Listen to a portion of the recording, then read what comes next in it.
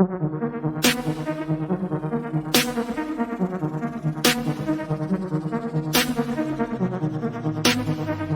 Drew SoulQuest, and you watching Trending Talk. If you all recall, Tom Hanks and his wife, Rita Wilson, they were the first two celebrities that tested positive for COVID-19 and went public about it. So, Naughty by Nature and Rita Wilson dropped Hop Hooray remix benefiting COVID-19 Relief Fund.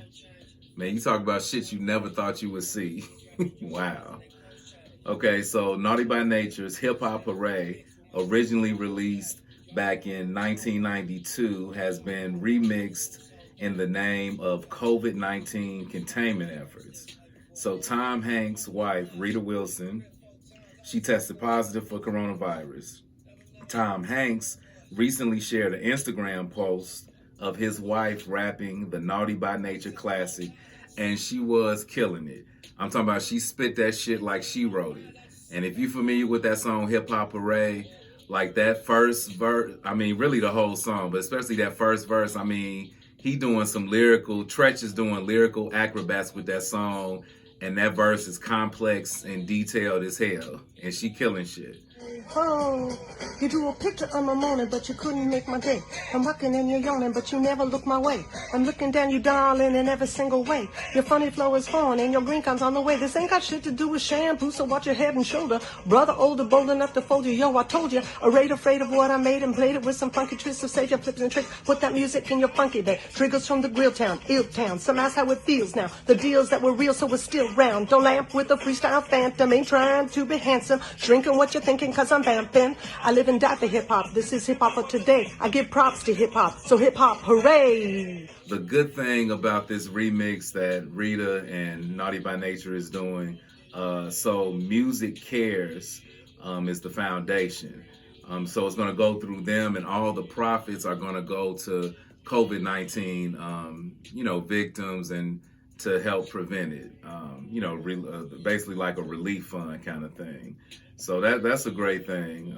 Anything that's going to help. So basically, Rita, she did give mad props to Tretch and Naughty by Nature as well. So she goes to say, Hip Hop Hooray is like a modern day Shakespeare. I originally learned the song for one of my most fun roles I ever played in the film Boy Genius. It took me a month to learn because it's so complex. It was like training for a marathon. The rhythms and tempos are so unique and creative. When I was quarantined and recovering from COVID-19, I wanted to see if I still remembered it, kind of like a brain exercise. To my surprise, I did. I thought it would be fun to put it on Instagram to show people I was doing okay and make them smile. And before I go into this story, before I go into my little rant a little bit, just know that I love my people. We're great. We control every aspect of culture. I love my black people. And the only reason I'm saying that, I've seen a lot of times in media where a black person kind of speaks out against other black people, maybe point out things that need to change or things that should be done better or different. Sometimes it's flipped and twisted, like, oh, that person hate their race, or they hating against black people and all that. And it's like, I love my people, but nobody is perfect. And the media is something that 100% reaches all of us, something that we're all in tune to. And sometimes messages, they need to be conveyed through media. Sometimes that's the only way we get it, or, take it serious, or see it as something that needs to be changed. So starting with Chicago, black residents, they make up 23% of the population, but account for 58% of the COVID-19 deaths. That's terrible numbers. This is according to the data from the Cook County Medical Examiner's Office. So, let's see. Let me get deeper into this. So as of Saturday, 107 of Cook County's 183 deaths from COVID-19 were black. Yeah. And this is something that's going on in, there's different articles been posted about this, about Chicago, their black population, Michigan, their black population, and in Milwaukee and their black population. Like in those places, in those cities, the percentage of black people being affected from COVID-19 is crazy. Yeah, these numbers are, and the bad thing about it is a few things. So, the climate, unfortunately, that I see in most black communities about this COVID-19, let me read this. So, public health officials watched cases rise in March. Too many in the community shrugged off warnings. Rumors and conspiracy theories thrived on social media. I spoke about that some weeks back. I know one of the first celebrities I saw speaking on it was Waka Flocka, saying that black people couldn't get it. Stupid shit. Rumors and conspiracy theories thrived on social media, pushing the bogus idea that black people are somehow immune to the disease. And much of the initial focus was on international travel, so those who knew no one returning from Asia or Europe were quick to dismiss the risk. Then, when social distancing order came, there was a natural pushback amongst the black community. Those who recalled other painful government restrictions, like back in the day, like with segregation, and then just with mass incarceration. Black people felt, like restricted, having flashbacks of that, where they was telling us where to go, where we could walk and talk and all that stuff. So it was a little pushback. In all my years, pretty much every black person that I know, family-wise, friends, all of that, our health. Black people, unfortunately, we have the worst health in the world. We eat everything. We don't go to the doctor until we about to die and fall out. And don't get me wrong, when I'm saying all of this, I'm including myself in this. I recently had some issues some months back, so I'm just getting it as well. I'm just waking up. I've just made a vow and made a decision to live a healthy lifestyle moving forward, because it's what I need to do. A lot of people don't get the wake-up call. A lot of people don't get a chance to, even if they want to change, they don't get a chance to make it because they end up dying, or they end up being in such a terrible health state that they're just not able to make that change. So that's first and foremost.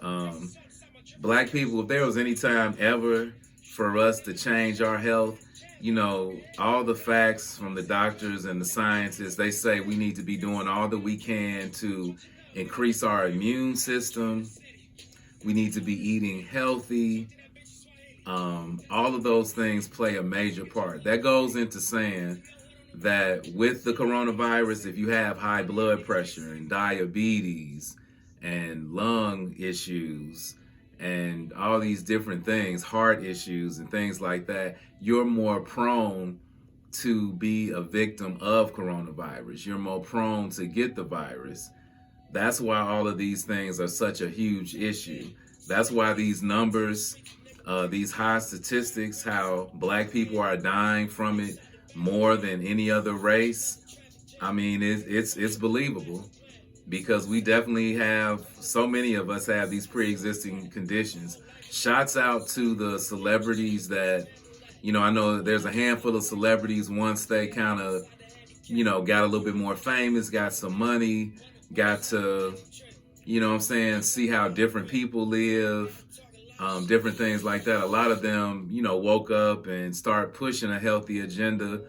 We definitely need more of that, because it's a huge issue in the black community. You know what I mean? It's just as important as racism, incarceration, all this other shit that we need to fix. And wake up!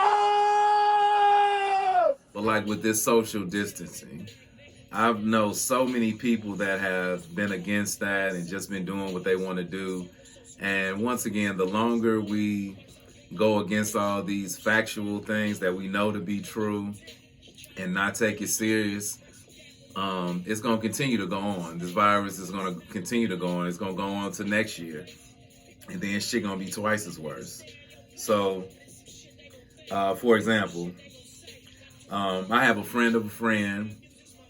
Their mom died, okay? They postponed the funeral because of this social distancing, because they didn't want to put other people at risk. That's something big. Your mom died. But then on the other hand, I know people, it was a situation where an older person, I think 60, 70, something like that, they had a birthday party.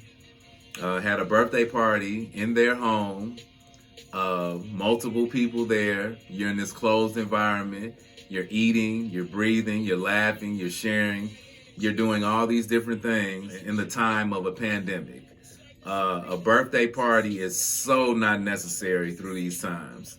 If it comes to your health and protecting yourself, fuck a birthday party. But like I said, some people like to learn things the hard way.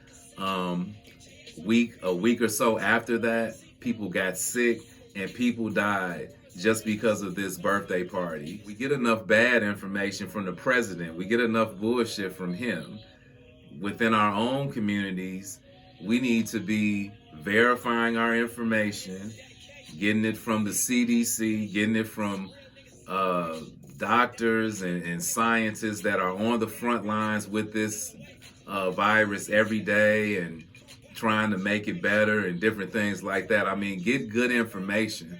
The more bad information we have, it's just going to continue to push the narrative that we already have, that it's not a big deal and it's going to be okay and all right. And while we're doing all these things, more people are passing it on. More of our people continue to die. So please, take this shit seriously. Let's take care of each other. Let's nag and bug the shit out of some of our relatives and younger people and older people. And it's to protect them. It's to educate them. It's to give them the tools that they need to protect themselves and hopefully live a longer life. So let's make sure we do that, black folks. I'm Drew SoulQuest. You've been watching Trend and Talk. Make sure you subscribe to the Culture 73 YouTube at Culture 73 TV. Make sure you check out culture73.com.